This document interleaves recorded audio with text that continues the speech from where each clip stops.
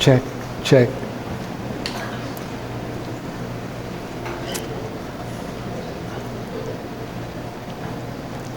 Ating maalala, patuloy nating tinutunghayan ang sulat ni Pablo sa mga taga-Efeso. Almost 3 years na nagpagal dito ang Apostol Pablo at ngayon ay nakabilanggo siya, but even in prison, nasa isip pa rin niya ang mahal na mga miyembro, minamahal na mga miyembro sa Efeso. Gusto niyang i-encourage, palakasin ang loob nila at hamunin sila na lalong maglingkod sa Panginoon, united as Jews and Gentiles, magkakasamang sumasamba sa Panginoon. At ngayon, mga kapatid, dahil nasa panalangin ni Pablo, last time nakita natin dito, yung power, no, nanalangin si Pablo na maranasan ng iglesia, yung kapangyarihan na mismong bumuhay sa mga patay at nagluklok sa trono ng biyaya sa ating, o sa trono mismo ng Diyos sa ating Panginoong Yesus. Ngayon, nasa huling 2 talata na tayo ng chapter 1, verses 22 to 23 tayo ngayon, mga kapatid. Ito na yung huling 2, bahagi pa rin ng panalangin ni Pablo. Ang sabi sa verse 22, and this is the word of God, at kaniyang nilagay ng Diyos, kanyang inilagay ang lahat ng mga bagay sa ilalim ng kaniyang, ang ating Panginoong Yesus, ng kanyang mga paa, at ginawa siyang ulo sa lahat ng mga bagay sa iglesia, na siyang katawan niya, ang kapuspusan niya na pumupuspos ng lahat sa lahat. Tayo muna'y dumako muli sa Panginoon sa panalangin, mga kapatid, bago natin pagbulay-bulayan ang kaniyang salita. Manalangin tayo. Our dear Heavenly Father, muli na sa aming harapan po ang inyong salita at muli, paunawa niyo sa amin ang mensahe ng panalangin ni Pablo, mensahe na tungkol sa paghahari ng aming Panginoong Yesus, paghahari para sa ikabubuti ng kanyang iglesia, ang kanyang katawan. Sa pangalan po niya, ito ang aming mga dalangin. Amen. Pinakamakapangyarihang hari in history. Sino ba itong mga hari na ito na naging napakamakapangyarihan? Maraming hari ito, no? Maraming naging hari sa kasaysayan. Pero ayon sa isang listahan, number 1 sa 10 mga haring ito, Alexander the Great. About 300 more or less BC, before the coming of the Lord, napakabatang general at kinonquer from Greece sa west all the way to India. Ngayon, kalaki ang kanyang kaharian.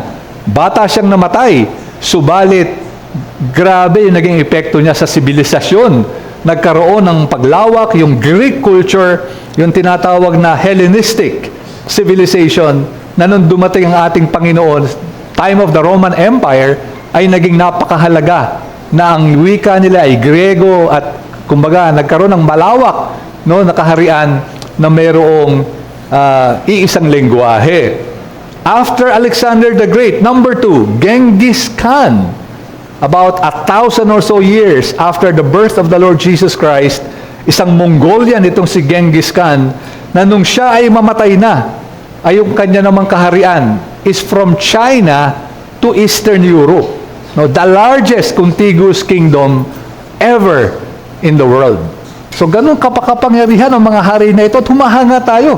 Paano na-accomplish ng mga taong ito ang ganung paghahari?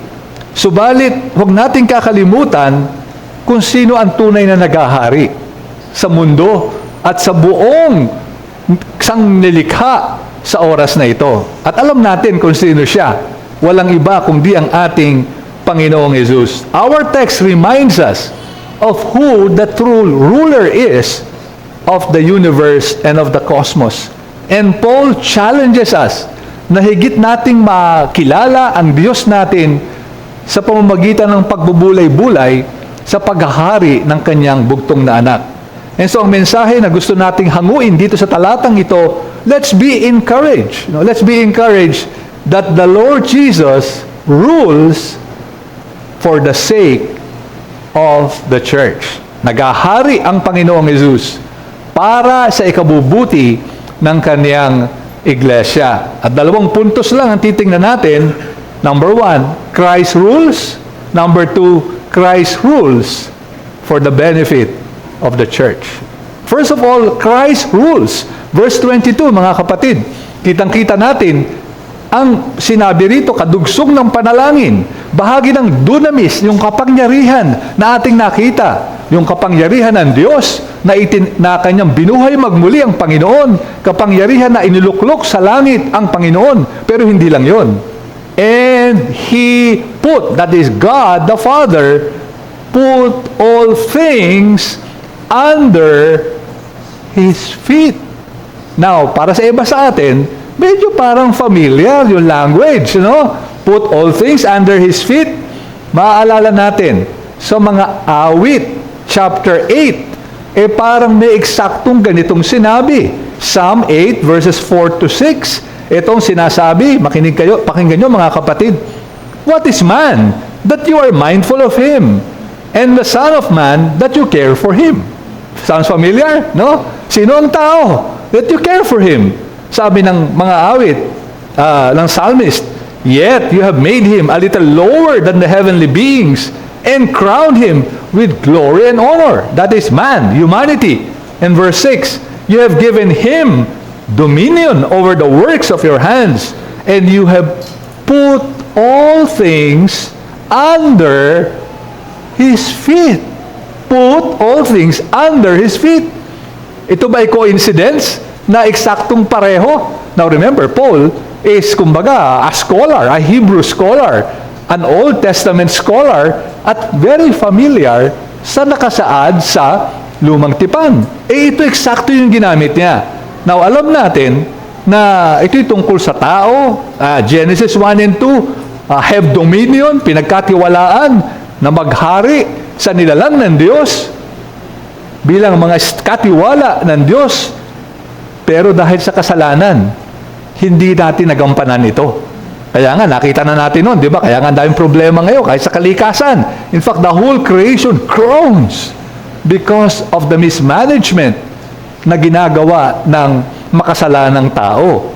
Pero sa Hebrews chapter 2, verses 5 to 9, if you recall our series on Hebrews, sinong pinapatungkulan pala ngayon itong awit na 8, Psalm 8, walang iba kundi ang ating Panginoong Hesus.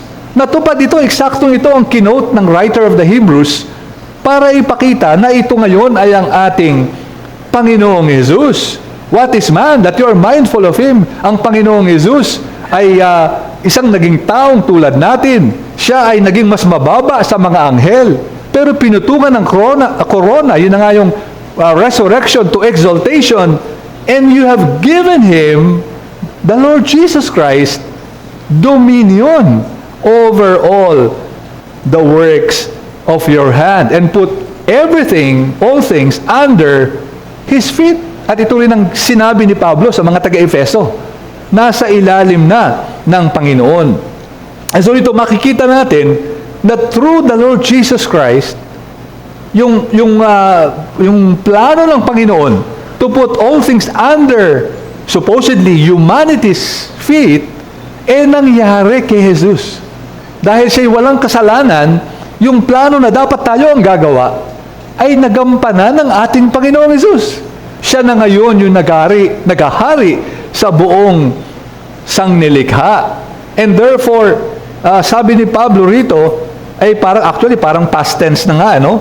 He put all things under His feet and gave Him as the head of all things. So, nagawa na, parang accomplished na ang mga bagay na ito. Si Jesus na ang naghahari. Pero siguro yung iba sa atin magtataka, ba't parang hindi ko makita na talagang naghahari ang Panginoon? No, bakit marami pa rin kaguluhan, nasisira ang kalikasan? Well, gaya ng alam natin, merong already but not yet tension. No? Already, He reigns. Pero hindi pa ito ang kasapatan. Hindi pa ito ang perfect reign of the Lord or complete reign of the Lord dahil iniintay pa natin ang Kanyang pagdating. Kung saan natin makikita ang lubos na paghahari ng ating Panginoon. But even now, He reigns. At siya na ang pinuno ng lahat. So anong application sa atin kaagad nito, mga kapatid? Sana makita natin dito, by implication, na yung mga pangako ng Diyos kay Jesus ay tiyak na matutupad. Walang makakapigil. Sapagkat siya nga yung naghahari. Kaya napakagandang alalahanin na tiyak na walang makaka-frustrate sa mga ipinangako niya. Kasi pag minsan nagdududa tayo, para ang hirap ng mga buhay na isang Kristiyano, maraming pagsubok, kaya ko ba ito? May kulang ang budget ko, nasa na yung pangako ng Panginoon, I will never leave you nor forsake you. And pag minsan, ay parang naano tayo, naaaburido tayo, na parang di natin makita. Alam nyo, halagang maalala natin na tiyak na matutupad ang lahat ng ipinangako ng Panginoon sa Panginoong Jesus, ng Diyos sa Panginoong Jesus. Dahil ang naghahari ay yun siya nangako. No, yung naghahari siya nangako. I will never leave you nor forsake you. Walang pwede makapigil. Kasi kung hindi naghahari ang Panginoong Jesus, medyo kawawa naman tayo. Kasi yung lahat ng mga pangako, walang guarantee. Walang garantiya. Kasi may mas malakas pa sa Kanya. Merong pang pwedeng lumaban sa Kanya na kaya siyang talunin. Since hari na ang Panginoon, pansinin natin, of all, sabi niya ni Pablo, all things under His feet, head over all. So walang kahit sino na pwedeng makaresist sa Kanya. At meron din practical implication yan, mga kapatid. May practical implication that we should not be too concerned yung mga determinants, so-called, of success in this world. Kasi yung mundo, pinapangaralan tayo, ito yung factors of success. Ito yung dapat meron ka para magtagumpay ka sa mundo na ito. Halimbawa, merong isang article sa Forbes.com, yung magazine, finance magazine, 20 key factors that contribute to business success. 20. Para daw maging successful ka sa iyong business. Hindi naman natin babasahin yung 20. Yung top 5 lang, yung 1, 2, 3, 4, 5. Number 1, never giving up. Yan ang sabi nila. Gusto mo maging successful, sumagana yung business mo, wag kang mag-give up. Tama naman, pag nag-give up ka, di tsak na failure na. No? Parang make sense. Kasi, kumbaga, parang natural. 2, leadership. Kailangan may leadership ka raw. Number 3, building the right team. Meron kang isang team na kasama mo. 4, culture. Na ang culture nung business mo, tama. And finally, a supportive atmosphere. Yan yung top 5. No? Tama naman. Hindi natin ito minamali. Sa mga successful businesses na pinag-aralan nila, ito talaga yung mga nakitang magandang factors. Kung gusto mo naman daw, sabi ng isang paring article, the top 4 universal, yan. Factors. Hindi lang sa business to. Pwede sa school, pwede sa bahay, pwede sa politika. Top 4. Ano yun? Number 1, drive and work. No? Kailangan may drive ka. No? Kailangan, ganado ka at handa kang magtrabaho. Number 2, talent. Kailangan daw, may talento ka. So, kailangan mag-aral ka, mag-acquire ka ng talent. Number 3, support from others. So, parang teamwork din. May support. And finally, opportunity. Ang sabi nila, yung pagkakataon na gawin mo yung gusto mong gawin.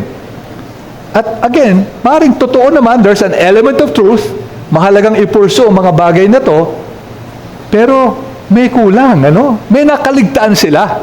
That no matter na ma-comply or ma-satisfy mo ang lahat na 20 factors na to, or 4 universal factors na ito, ang talagang number 1 factor, actually, opportunity ang sinabi niya, in fact, nung binasa ko yung article, sabi niya, yung 3 are under our control. Pero yung opportunity, hindi. And many times, ito yung makikita natin Yung mga talagang naging super successful people, ay inaamin nila na kung wala yung nangyaring something, ay hindi sila magiging successful. Merong nangyari, merong, kumbaga, hindi inaasahan, meron silang karanasan, at sabi nga, parang may nabasa nga akong isang libro before, na parang, if not the most important, is yung, parang may nangyari, na take advantage nila ito. Hindi nila masabi, hindi nila mapangalanan, Pero alam natin, ito yung providensya ng Panginoon. The most important factor in the success of anyone. And so sana makita natin ito. Yes, we have to work hard. We have to excel. Hindi natin sinasabing magpakatamad tayo, huwag na tayo magtrabaho, andyan ang providensya, ibibigay ang success. Hindi yon. No, at sana hindi nyo marinig na yun ang sinasabi ko. No, we need to work hard, we need to excel. Yan ang sabi ng Panginoon, whatever your hand finds to do it with all your might. Pero, sa lahat ng ito, huwag natin kaligtaan, ang talagang pinakamahalaga, ang biyaya, ang pahintulot, ang kaloob ng Panginoon. And so, ito yung mga implication sa atin ng pagiging hari ng ating Panginoong Hesus. At sana ito ang humamon sa atin at tayo ay magalak bilang mga mananampalataya. Salamat! Ang naghahari ay si Jesus. Biro niyo yun, yung tagapagligtas. Siya yung nagdedetermine ng lahat ng mga nangyayari sa mundong ito. Salamat na siya yung naghahari. Pero hindi lang yan. That's not all. Even better, point number 2, Christ rules for the church, for the benefit, for the sake, for the flourishing of His church. Grabe yun. Saan natin nakuha yan? Verse 22. Pa rin, tuloy natin mga kapatid. And, sabi yan, sa first part, He put all things under His feet and gave Him as head over all things. And then those last words, to the church. Napasin nyo ba yun? To the church. Grabe, no? To the church. Well, the word church, ecclesia, ito'y dating secular term. In fact, it's a political term. Originally, ito'y ginagamit pag nagtitipon yung mga citizens sa Greece, and usually parang mga political meetings, kumbaga sa atin, parliament, congress, ganon. Ganon din, nagmi-meeting sila, pag ginather sila, ecclesia. Pero, ito'y ginamit sa New Testament, inadopt itong word na to para sa church. Sa atin, ecclesia, more than 100 times itong ginamit sa Bible, and more than 50%, 60 times, si Pablo ang gumamit. So talagang, ito in-emphasize ni Pablo, ecclesia, at kalimitan, pag ginagamit ito ni Pablo, at sa Bible mismo, ibig sabihin yung local gathering. Parang tayo, ecclesia, Trinity, Bible, ecclesia. Subalit, in this particular case, sa Ephesians 1 especially, ito ay ginamit in a universal sense. Kasi lahat kasali dito. Hindi lang mga taga-Efeso. Di ba? Lahat ng mga miyembro at niligtas ng Panginoon. So, it's for the whole church. And then, puntahan natin yung ibig sabihin dito. Head of over all things to the church. So, may dalawa ritong meron talagang medyo sabihin nating hindi ganun kalinaw. Ano ba yung pinatutungkulan ni Pablo? Dalawa kasi yung possibility, One is, na yung pagkapangulo, ulo ni Jesus, over everything, is for the sake of the church, to the church, for her sake. Pero pwede rin that Christ is the head over everything, including the church. So, yung isa, yung ikalawa, parang ulo si Jesus ng lahat kasama ng church. Yung isa naman, ang Panginoon ay ulo ng lahat ng mga bagay, all things under His feet, for the church. At marami mga commentators ang nagsasabi na yung una, yung for the sake of the church, in terms of the context, ang mas malapit. But whatever way you take it, ay makikita natin na ginagamit ang kapangyarihan ito kasi after all, the context is the church, At yung mga panalangin ng iglesia for the benefit of the church. At kababanggit lang kasi sa verse 14 nung mana, di ba may binanggit doon yung inheritance na ating ma-appreciate, meron tayong mana, kasama yan sa mga pinangako ng Panginoon, kasama ito. And so dito ang panalangin ni Pablo ay para maunawaan ninyo ng mga taga-Efeso, para malaman nyo yung kapangyarihan, the dynamis of God, nakita sa resurrection, and nakita sa exaltation. Ngayon, ginawa ng, hindi lang yon, ginawang ulo at pinuno at hari ang Panginoong Jesus, but for you, the church. For you, Ephesians, as part of the universal church of God. So, grabe yun. The church, sabi ni Pablo. Pero doon sa verse 6 pa rin, verse 22, binanggit niya sa bandang una, and He put all things under His feet. Under His feet. So, imagine natin, mga kapatid, under His feet, pero sa verse 23, sinabi na yung iglesia, ulo si Jesus, verse 22, sino yung katawan sa verse 23? The church. Tapos may paa. Ulo si Jesus, katawan yung church. Sino yung nasa ilalim ng paa?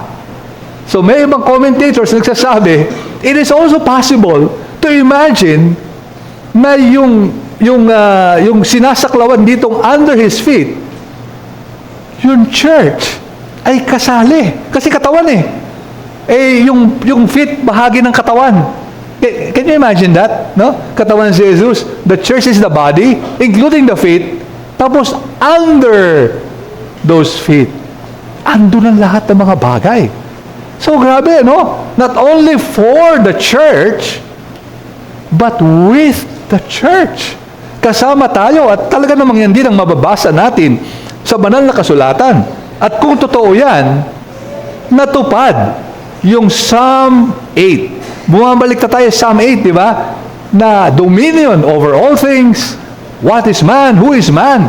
That you are mindful of him, and then you will put all things under His feet. So natupad kay Jesus na nasa ilalim na yung plano original sa Genesis 1 and 2. Natupad dito, mga kapatid. What a thought! What a thought! Now, of course, let's not be dogmatic about it. No, I'm not saying na ito lang yung interpretation dito, but I'm simply offering this as an additional insight to the greatness of the grace of God.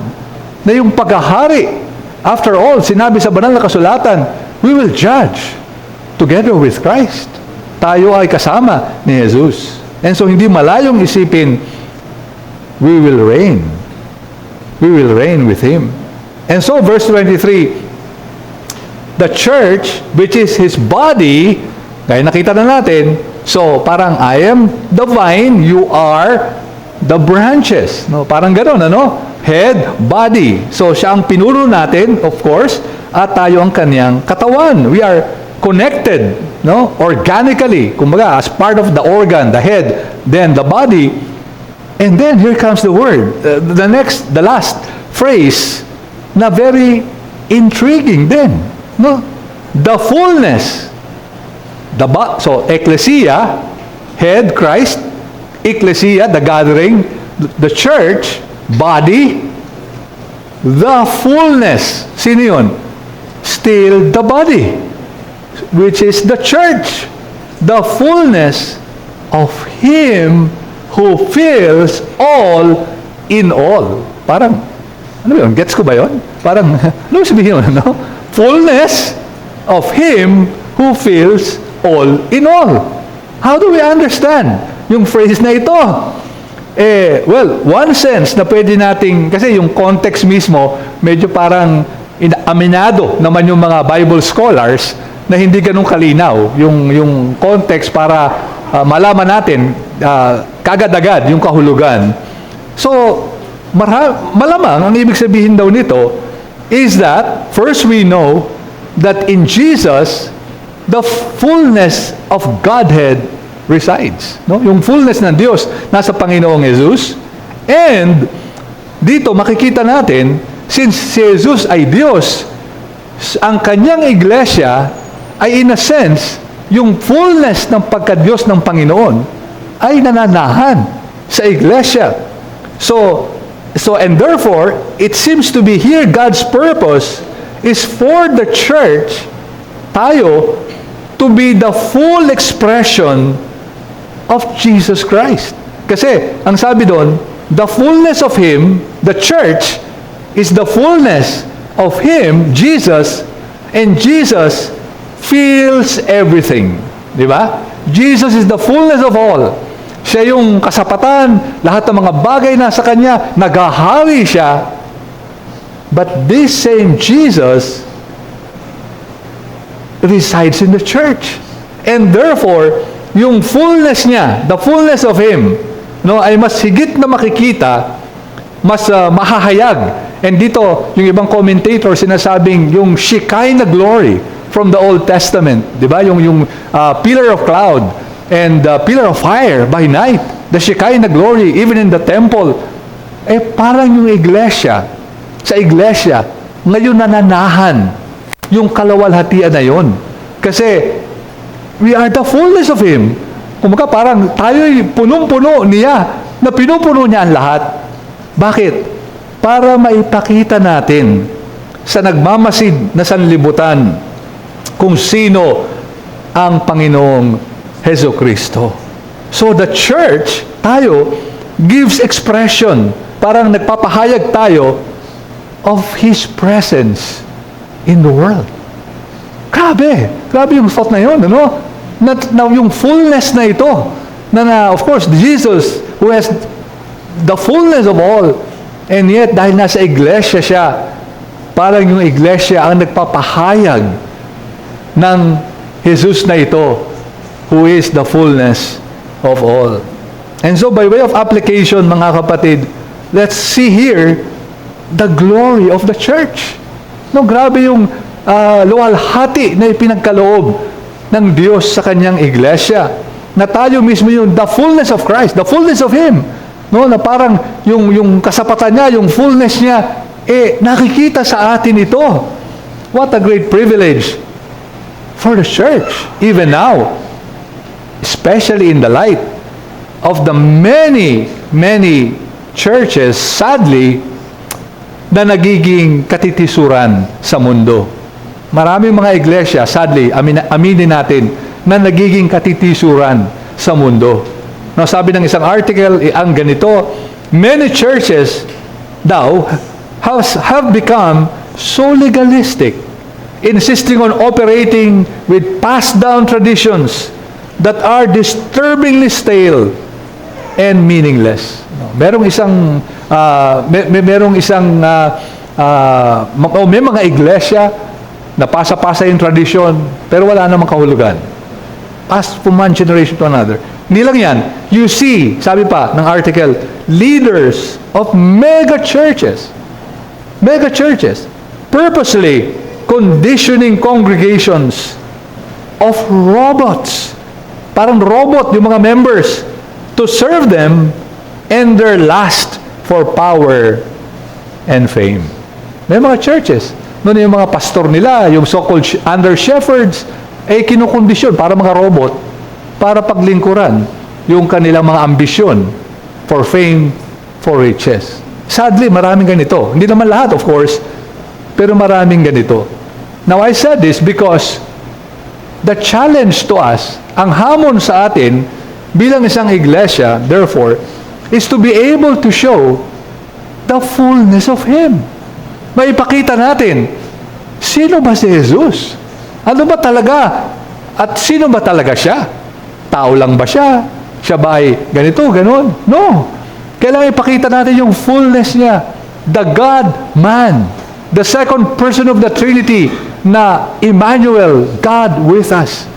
Kailangan ipakita natin sa mundo na siya yung tagapagligtas na nagbigay ng kanyang buhay para ang mga makasalanan tulad natin ay maligtas. Ito yung hamon sa atin. To be, in a sense, an image of Christ in the world.